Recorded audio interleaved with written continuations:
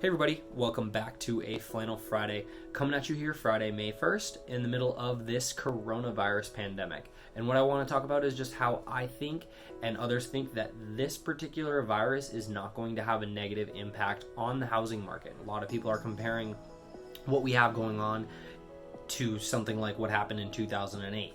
So there's a few reasons why this housing, crisis, if we do have one, would not be because of the same reasons as in 2008. So in 2008, we had a huge shortage of properties. So we, going into this, had a shortage of houses, and in 2008, they were building houses faster than they could sell them. Also, subprime mortgages were happening. So people were qualifying for mortgages that they could not afford, and there was no verification of income.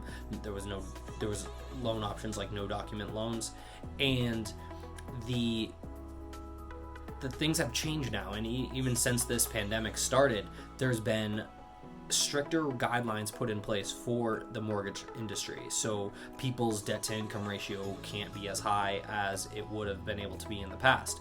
And then, and here's my cat making an appearance. So the things that led to the recession in 2008 aren't there to justify this particular coronavirus affecting the real estate market negatively. We also had the Fed step in right from the very beginning and say, we're going to drop the interest rates to zero. Why the end user, also known as the consumer, isn't seeing that 0% interest on homes is just because why would someone lend you money for 0% interest?